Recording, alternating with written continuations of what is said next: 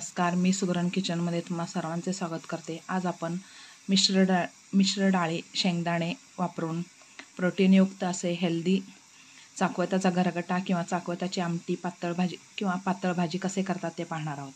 यामध्ये आपण मिश्र डाळी वापरल्यामुळे अतिशय पौष्टिक आहेत। डाळीपासून आपल्याला प्रोटीन मिळतात, त्यामुळे प्रोटीनयुक्त आणि शेंगदाणे वापरले त्यामुळे हे प्रोटीनयुक्त अशी गरगटा किंवा आमटी तयार झालेली आहे। मस्त अशी हेल्दी रेसिपी तयार झालेली आहे। चाकवताची आमटी करण्यासाठी मी एक जोडी चाकवत घेतलेला आहे।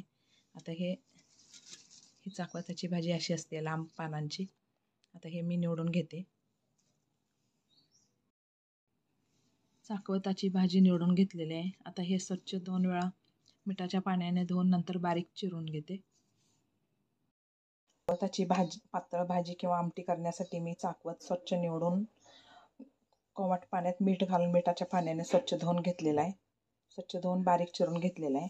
त्यामध्ये घालण्यासाठी पाववाटी शेंगदाणे घेतलेले आहेत, पाववाटी मसूरची डाळ, पाववाटी मुगाची डाळ, पाववाटी तुरीची डाळ, थोडेसे हरभऱ्याची डाळ आणि एक टोमॅटो बारीक चिरून घेतलेला आहे। आता कुकरमध्ये हे सर्व डाळी घालून शेंगदाणे डाळी घालून स्वच्छ धुवून घेते। डाळी आणि शेंगदाणे स्वच्छ धुवून 2 वेळा स्वच्छ धुवून घेतलेलं आहे। डाळीला आपण कीड लागू नये म्हणून बोरिक पावडर लावून ठेवलेलं असतं, त्यामुळे 2 वेळा स्वच्छ धुवून घेतलेलं आहे।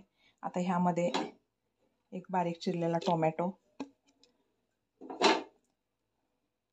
आणि पण चाकवत जे स्वच्छ निवडून धुवून मिठाच्या पाण्याने धुवून घेतलेलं आहे ते घालते यामध्ये।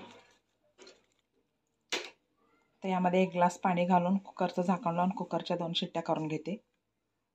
भाताची पातळ भाजी किंवा आमटी करण्यासाठी आपण तूर डाळ, मूग डाळ, हरभऱ्याची डाळ, मसूरची डाळ, शेंगदाणे आणि चाकवत सर्व आपण कुकरमध्ये घालून 2 शिट्ट्या करून घेतलेलं होतं।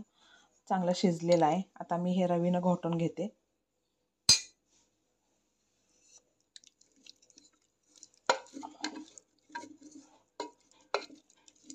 तर हे व्यवस्थित घोटून घेते मी।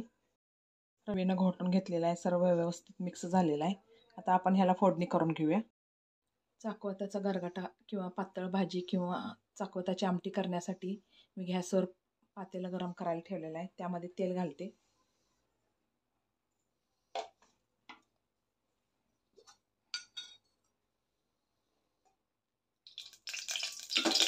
तेल गरम झालेलं आहे, त्यामध्ये मोहरी घालते।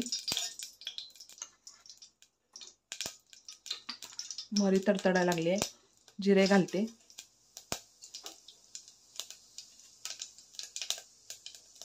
त्यानंतर लसूण, कढीपत्ता, हळद, हिंग,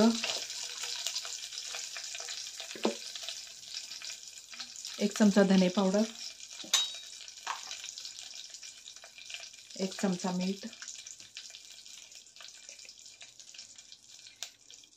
2 चमचे कांदा लसूण मसाला,